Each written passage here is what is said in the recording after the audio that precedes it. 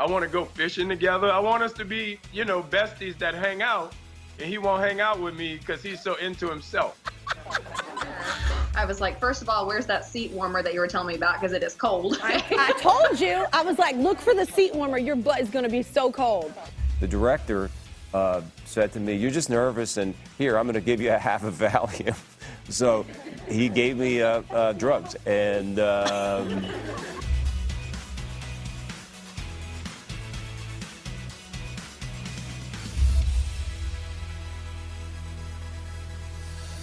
be honest. I'll start with you, Sebastian. What's one thing about the other person that drives you nuts? That Anthony won't share his soft side with me or the world as much as I wish that he did, because there's a big, big soft side behind that mountain. And I've seen it sometimes. It comes out, you know. So anyway, maybe that. I love that. I share my soft side with you all the time, man. Well, Anthony, what about you? What drives you nuts about Sebastian? That he's a hermit, that he's always isolated. I want him all to myself all the time, and he won't let me have him. I just want to, like, go out and do stuff together. I want to go to restaurants together. I want to go fishing together. I want us to be, you know, besties that hang out, and he won't hang out with me because he's so into himself. This is my favorite interview. Oh my God, I love it. I know it's been a minute, but I do need to ask you about Footloose because, well, one, it was an epic film for me when I was a kid. And two, did you get nervous? Like, because that's, that's a bold thing to just ask some actor to just, hey, and so now we just want you to frolic in this barn. Like, and you have to own it. Like was that, I would have been nervous as hell. I was not.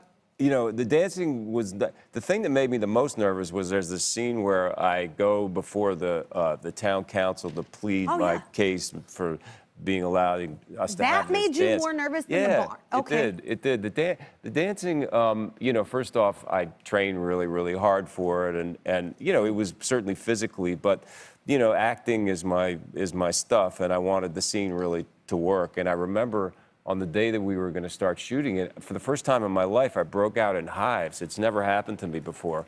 And it was like it was almost like having an alien like moving around my midsection, because it was like one giant welt, and then that went down, and then it moved over here, and that went down, and it really made a complete circle, and it was freaking me out.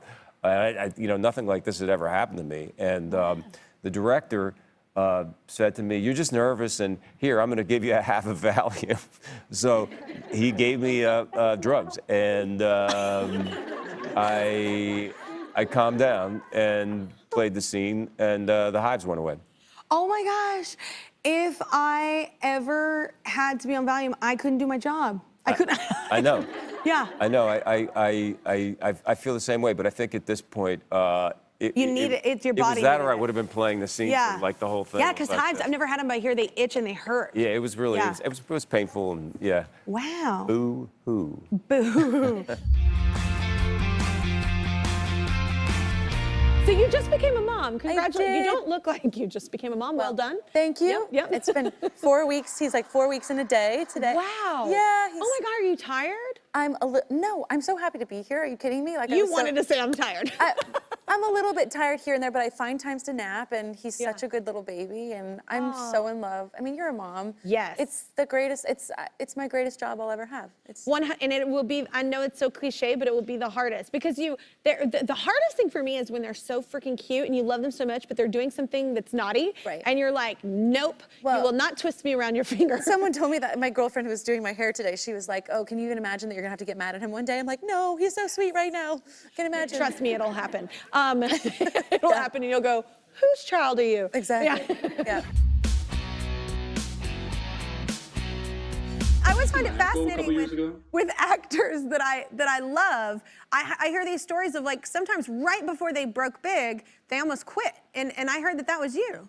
Yeah, totally. I mean, I think my wife and I had just had our daughter, and nothing was really happening on the acting front for me.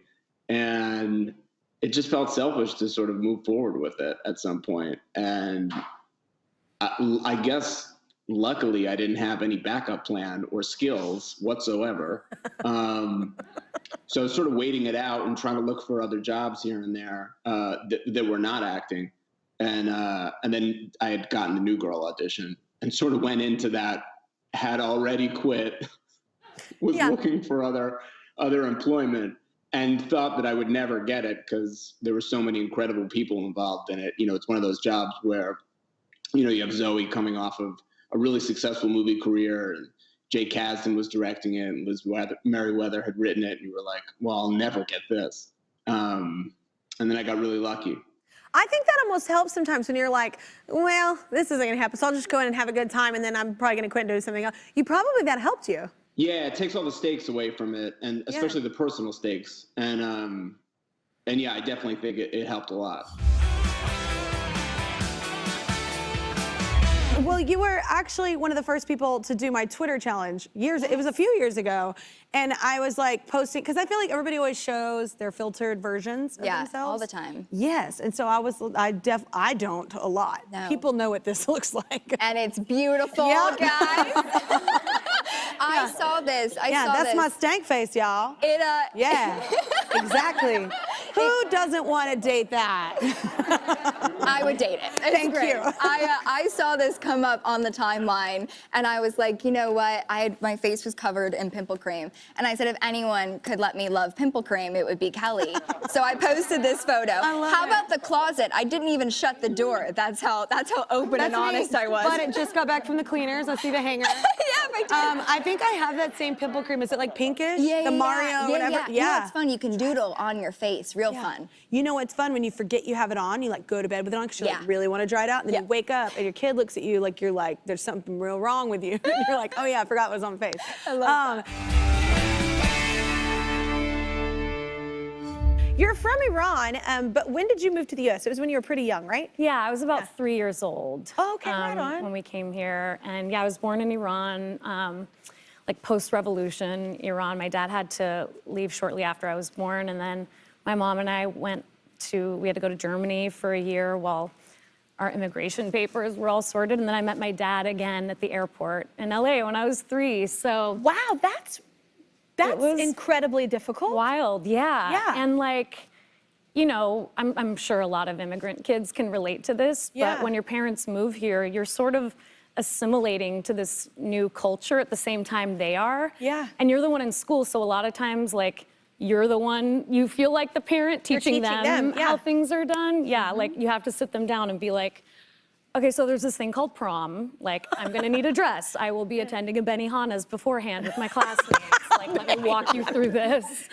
Or like my mom would make these incredible meals for me to send to school, but I'm like, I love you. Like, I will get absolutely annihilated if I bring a lamb stew. I will end up in a trash American can. high school. Yes. I have to ask, did any of the coaches try to take advantage of my absence? I mean, their biggest thing was they refused to admit that you didn't feel good. They were like, she's on a beach. She needed a break. She has like 18 jobs. She wanted a tan. She's gone. And I was like, I'm sure she'd rather be doing that than being sick. But other than that, they love you. They really love you. So they didn't talk any crap at all. Oh man, I bet that all came from Shelton too. I was not on vacation. I was in hell with a sinus infection. But we were in constant contact though all weekend. I think people are probably gonna see you on your phone a lot and think you're just like texting like your friends or something. But we were texting the entire time on the show. And I don't know if people are gonna know that or not. So I wanted to say that. But did I help you or hurt you by doing that? Oh God, you helped me so much. And for reference, for everyone listening, like Kelly called me at 7 p.m. Nashville time, and they were shooting the next day at 1 p.m. in LA. And so I fully went back to college. Like on the flight over, she sent me all of the blind auditions. She sent me everything about like everyone on her team, what she loved, what she was looking for. And so as soon as I landed, you and I got to talk, and you just like downloaded all of your incredible knowledge, and you were like, this is what I love about this person, this is what I want to see. And so when I got in the chair, I was like, first of all, where's that seat warmer that you were telling me about? Because it is cold. I told you. I was like, look for the seat warmer. Your butt is going to be so cold. And I wear Spanx, girl. I'm all covered up and I ain't as thin as you. I'm cold. You had to be dying. But can you tell everyone like about this week's episode? Because I wasn't there, so you would know. Honestly, it's so crazy because obviously there's great talent on a show called The Voice. Like the voices are crazy. But when you're actually sitting there in the room and you're watching these artists, some of them are like really seasoned and then some of them are really early on and like discovering their instrument. You're watching them just, I just had goosebumps most of the time. Just the talent is really crazy this season. And the one thing you asked me was to keep the rivalry with Blake. And so I really took that to heart. So those are the two things that I can tell you is that the talent's really great. The choices were really hard, but we talked about it, and Blake probably hates me. Oh my God, I was so excited about the dad thing. I can't even tell you. I was like, oh my God, she's my favorite. So you're a grandpa as well, and you posted this video of your grandson, so let's see. Who's on the TV? One of the big outstanding. Who that? Look. COVID pandemic. Just wondering how did it originate? Tonight, exclusive new reporting on a search for answers. Oh, what was going on there? Did he recognize you? That's little Sam. Yeah, first time. Well, I don't know if the first time he recognized me, but that was the first time I actually finally heard him say "grand dude," which I've been working on. Did he say grand dude? Grand dude. That's what he. I know it sounds like grand nude, which is but. I love that he's saying grand dude. Yeah, and I remember the day I had done the broadcast, and it wasn't a great broadcast. I was feeling, Yeah. And then I get this text from my daughter-in-law with that video, and I just melt. That's the thing about kids. I get it. It takes you out of everything else going on in your life. Perspective is crazy. So that was fun. I'd been working on Grand Dude with them when my daughter-in-law was pregnant with her first baby. She said, "Well, what do you guys want to be called?" And I said, "I think I want to be Grand Dude because it bows to the fact that I'm older. Yeah. But dude says I still got a little. But I'm bit. cool. I still got a little. I'm the cool girl. So I've been working on it. And it's hard to say. So that was so great. I heard, yes, he said it. Even though it came out Grand Nude, he gets credit. I heard in Georgia that you have something called Kool-Aid pickles. Yes. I love pickles. Okay. No. So our aunt, she's from Mississippi, and she makes Kool-Aid pickles. There's like pickles that sit in Kool-Aid overnight. And at first I was like, I'm not so sure. But when I had them, I was like, wow! They are the best thing ever. You should really try them. No, Kool-Aid pickles are really good. I mean, I don't know how to explain it, but like you have to try it to get it. We heard about your Kool-Aid pickles, and I love pickles. So I was like, I'm down to try. So Justin, I think you have some Kool-Aid pickles. Is that what we have here? Okay. Yes. Okay, I'm gonna try Kool-Aid pickle. Okay. Okay, my mouth is watering. Yes, it should be. Okay. Okay, wait. And there's different flavors.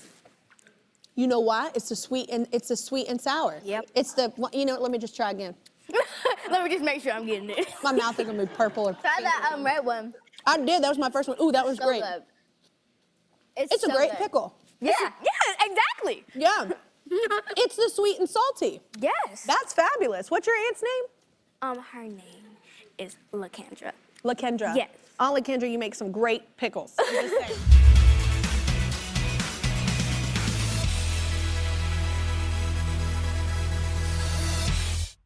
Yep, I'm still here, just waiting for you to subscribe. If you don't, I'll be trapped in this box forever.